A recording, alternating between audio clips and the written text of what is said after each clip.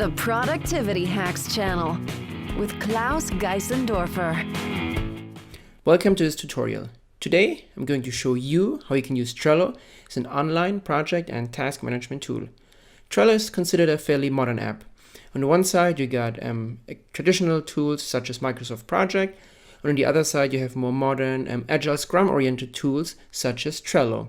And those tools are great for environments and projects with a lot of uncertainty and ambiguity.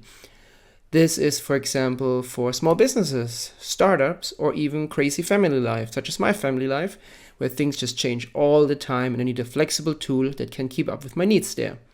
And Trello is great for that. Alright, enough boring theory, let's get started. You can sign up completely for free on Trello.com. When you log in, you can create a new board or you can see your existing boards. So boards are basically different projects or different aspects of your life. You can use it for vacation planning or you can use it for work, for marketing here, for example. I'm going to show you how to use Trello on an example. Let's say you want to create a website for your business, for your hobby, for a nonprofit organization, or for your life. For example, you just got married. And to do that, we want to market your website and we need to create it. And to manage the task for creating the website, we create a new board and call it website development. Here under website development, we're now going to add a few lists. Lists are buckets, basically, buckets of information that classify tasks and bring them together. So we're going to add a couple of lists such as to do, things we're currently doing, things that are done and need to be reviewed. And you can add additional lists. What I'm doing, I'm just clicking the enter key and it always goes to the next list here. You can add waiting for others as a card that some people add. I usually like to add ideas. Ideas, I just hit enter, it's saved. Ideas are those items, those jobs, those tasks that you're not currently doing but you're considering to do in the future. To add a task here to a list, just click on add card and start typing. For example, we need to create wireframes. Hit enter and create the next task. We're going to register a domain name. And we're going to choose a hosting provider. Here we're going to show you some details, so description and comments. And honestly, I get a little bit confused here myself initially how to use those. So description is permanent information, permanent to that task specifically. So for choosing a hosting provider, we want to make sure speed is good. And then as a comment, we can say, check out GoDaddy. And then you can add another update after you checked out GoDaddy. GoDaddy sucks. So when you want to save a comment, you have to hit the save button, or you can just go tap and then click enter on your keyboard. You can save it as well. If you are, so you can see here that the latest activity is always on top. And the description up here is always permanent information. The speed is good and secure.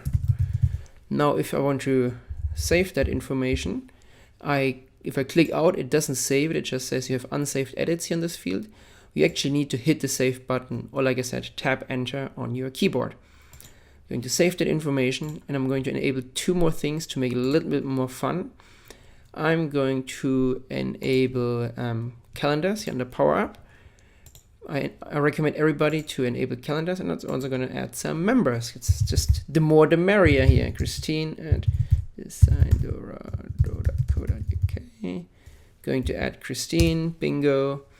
So now we have members, and the strength of Trello is it being a collaborative tool.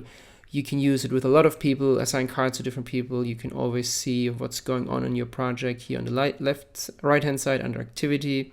Let me just move my face over. And you can see here the activities that people are doing. If you have added a member, you can assign tasks to specific people. I'm going to create a new card here. Review wireframe, because I want Christine to review that wireframe. So I'm going to add her as a member. Member means that you're responsible for it. It's your task. You're assigned to doing it. And then there's another feature, which is subscribe. Subscribe is you are keeping updated of what's going on. You're being kept informed, but you're not necessarily assigned to get the work done. So that's a fine difference here. You can add due dates. I want Christine to do it by next Monday. And then when you go back, you can look at the calendar. And here you can see that this task has been added, and you can see it here on the calendar. So let's attach the actual wireframes to it. You can do that here under the attachment button. Computer, Google Drive, Dropbox, all integrated here. You can paste the link from web, or you can just drag and drop. And I happen to have some wireframes here, which I'm just going to drag and drop here. And those wireframes are now being uploaded in just a second. Yeah, and I can see that they're being uploaded, and I also know that Christine already started working on it, so I'm going to drag it to doing. And I'm already working on the wireframes, so I'm doing that as well. For choosing a hosting provider, I have a couple of subtasks here, so I'm going to create a checklist. Make sure, or important factors for choosing a hosting provider.